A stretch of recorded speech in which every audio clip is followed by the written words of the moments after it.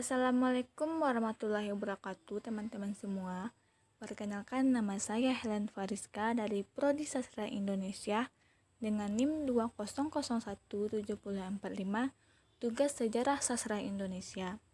Nah, pada kesempatan kali ini saya akan menjelaskan tentang analisis unsur intrinsik dan ekstrinsik dari roman Pertemuan Jodoh.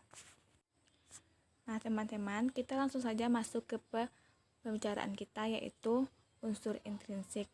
Macam-macam dari unsur intrinsik adalah tema, alur, tokoh, sudut pandang, latar dan tempat kejadian, dan amanat.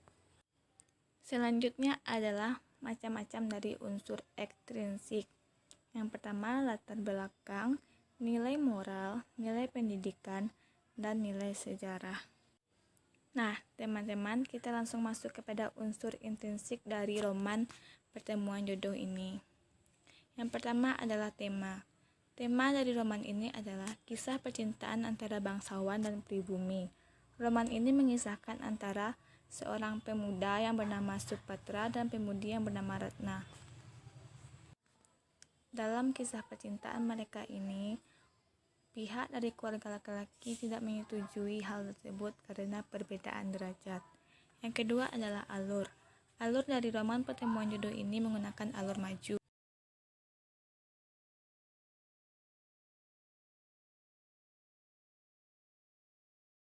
Selanjutnya tokoh. Tokoh-tokoh dari roman ini adalah yang pertama Ratna, yang kedua Suprata, yang ketiga Ayah Suprata, yang keempat Ibu Suprata, yang kelima Raden Tejaningrum, yang keenam Tuan dan Nyonya Kornel Belanda, dan yang ketujuh adalah Jen. Dalam roman ini diceritakan Ratna seorang gadis terpelajar yang sabar, Supatra seorang kekasih Ratna dan seorang dokter. Ayah Supatra merupakan seorang bangsawan yang memegang adat istiadat. Ibu Supatra seorang bangsawan yang selalu membanggakan kekayaannya.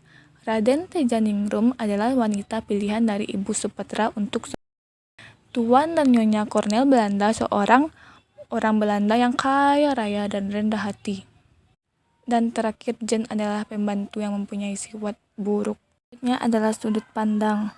Sudut pandang dari cerita ini adalah menggunakan sudut pandang orang ketiga. Selanjutnya latar dan tempat kejadian. Tempat kejadian ini yaitu di daerah pedusunan Jawa Barat dan yang suasananya menggambarkan kesedihan. Yang terakhir adalah amanat. Amanat yang kita ambil dalam roman ini adalah sebagai manusia ciptaan Allah Subhanahu wa Ta'ala, kita tidak boleh membeda-bedakan derajat, kaya atau miskin, ras, bangsa, dan suku, karena kita mempunyai derajat yang sama di mata Allah Subhanahu wa Ta'ala. Nah, lanjut ke unsur ekstrinsik. Yang pertama, latar belakang. Latar belakang roman ini adalah menceritakan tentang percintaan dua pemuda yang tidak direstui oleh pihak keluarga laki-laki. Yang kedua, nilai moral. Nilai moral yang dapat kita ambil adalah kita tidak boleh membedakan derajat manusia, kesabaran Ratna dari kondisi hidupnya yang penuh tekanan. Yang ketiga, kerendahan hati Ratna atas tindakan yang tak balas dendam kepada orang yang jahat kepada dia. Yang ketiga, nilai pendidikan. Nilai pendidikan yang dapat kita ambil adalah ketekunan Supatra yang terus belajar.